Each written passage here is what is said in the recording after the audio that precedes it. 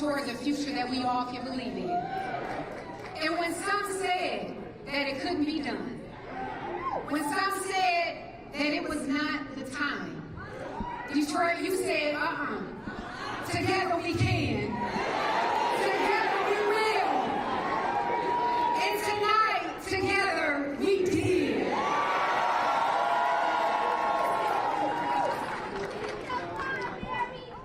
Tonight, this victory belongs to all of us. Detroit, you have spoken loud and clear from every corner of this city. That's right. And I am reminded tonight that all things are possible to the one who believes. As I stand here as your mayor-elect,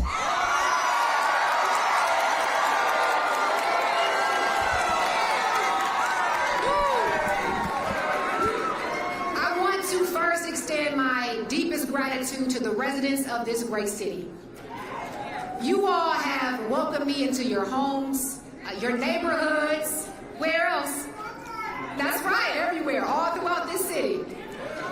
And I would never forget the memories and the times that we've shared throughout this campaign.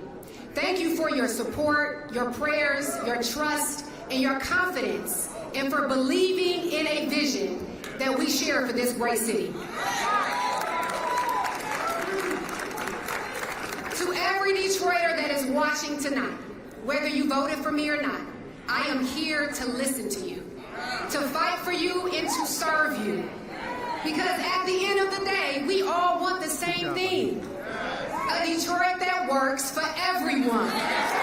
For everyone. This journey was not walked alone. There are so many incredible people who have shaped this moment and walked alongside me. First, to my family, to my father, who has always instilled strength and faith in me, to my 88-year-old grandmother,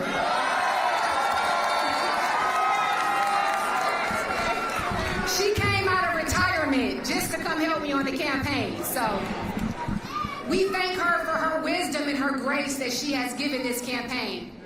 And for my beautiful mother, who is no longer with us, but watches over me and guides my steps daily. And to all of my family that is here today, thank you for grounding me, shaping me, and loving me into this very moment. To the best campaign team on the planet,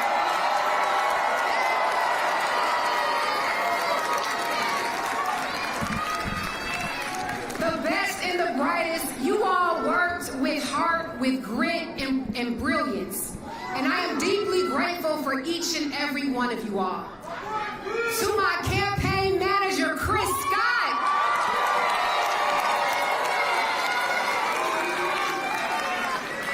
Danielle Elamine. Taylor Harrell. Rayshawn Sanders. Bowser. And we had the best field game, I'm just saying. Led by John Clark and Chantel Watkins. And I have to thank Molly Goldberg, who helped lead the finance for this campaign.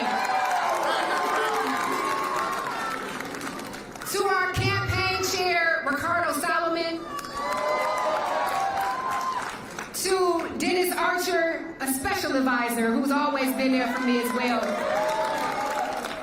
To Greg and Linda Mathis, who are not here today, but they have been here the entire campaign. Let's give it up for Judge Mathis and his wife. To the women chairs of our Women Coalition, Shar Goolsby and Monica Anthony. Sharon Madison, and my brothers, who always keep me lifted.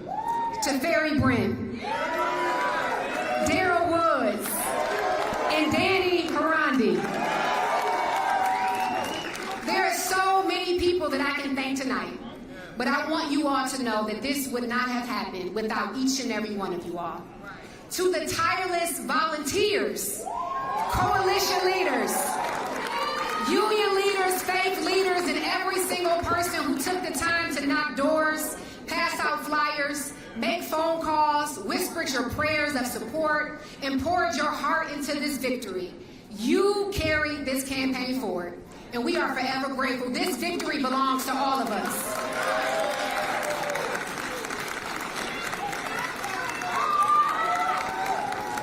So over the past 330 days, we built more than a campaign, we built a movement. A movement that has proven that we are stronger when we all stand together as one Detroit. I've seen it on the east side, the west side, and every block in between. Neighbors that are organizing block by block. Our small businesses that are lifting up our communities. And our young people who are demanding a future that they can believe in. This is the spirit of our city, the spirit that carried us here to this moment. In Detroit, let's not forget who we are. We are a city of innovators, of champions, of change makers. We put the world on wheels. We created the Motown sound. We built the nation's first public highway. We powered the arsenal of democracy. And from these Detroit streets came freedom. From the Underground Railroad to the fight for civil rights. This is the home of the labor movement. The birthplace of America's middle class. And nearly 60 years ago, my grandfather, Horace Sheffield Jr., stood on the front lines during the Walk to Freedom, demanding jobs, dignity, and justice for every Detroiter. And now, almost 6 decades later, his granddaughter stands right here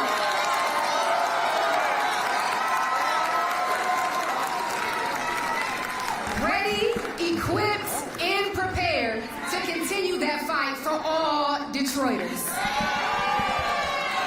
Detroit, this is the great spirit of our city.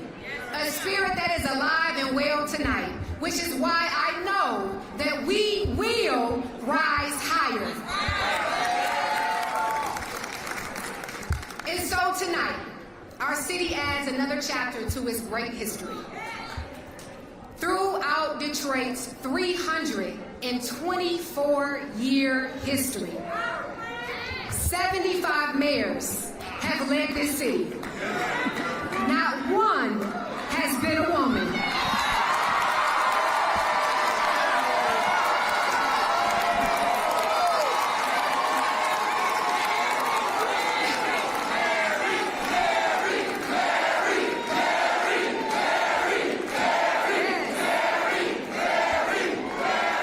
But tonight, Detroit, we know that changes. And you changed it, Detroit.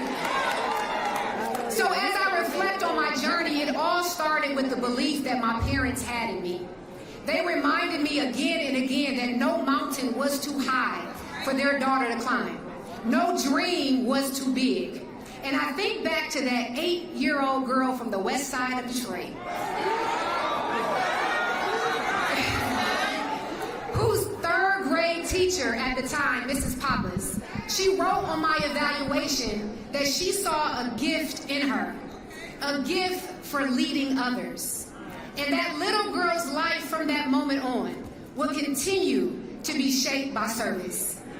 And so she dared to dream that she too could make a difference in this city.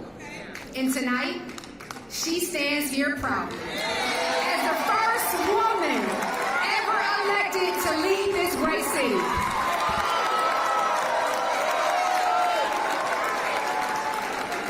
And now I have the awesome responsibility of ensuring that I would not be the last. I would not be the last.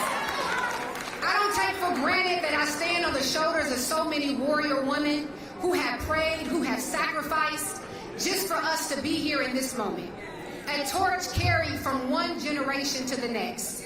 And so I say to every little girl watching tonight, and to every child in this city, never doubt yourself.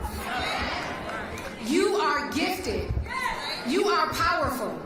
You are fearfully and wonderfully made. No mountain is too high for you to climb. No dream is too big for you to realize. And if you believe and truly believe, all things are possible. So tonight, Detroit, we step forward together in this next great chapter.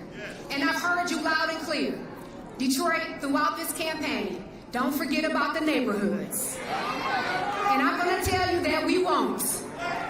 Together, we will invest in every corner of our city. Rebuilding our neighborhoods, investing in our commercial corridors. Every family will feel supported. Every child will have a path to reach their full potential. And every resident will have access to transit that they can count on. We'll work tirelessly to ensure the safety of our communities, block by block. Focusing in on prevention first, strengthening community and police relations, and treating gun violence like the public health crisis that it is. We'll guarantee safe and affordable housing for every Detroiter, increasing access to home repairs, creating opportunities for home ownership, and achieving real property tax reform for our residents. We'll champion our small businesses, giving them access to capital and stability to grow and stay in their homes, stay rooted here in Detroit. And we'll make Detroit the best place in America to grow and start a business.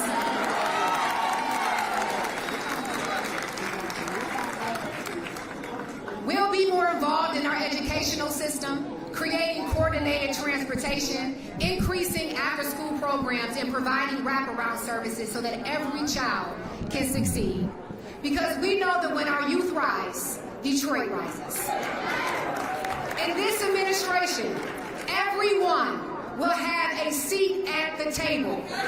From our block clubs, to our nonprofits, to our faith institutions, to our unions, and the voices of our most vulnerable. Because guess what? This city belongs to all of us. All of us.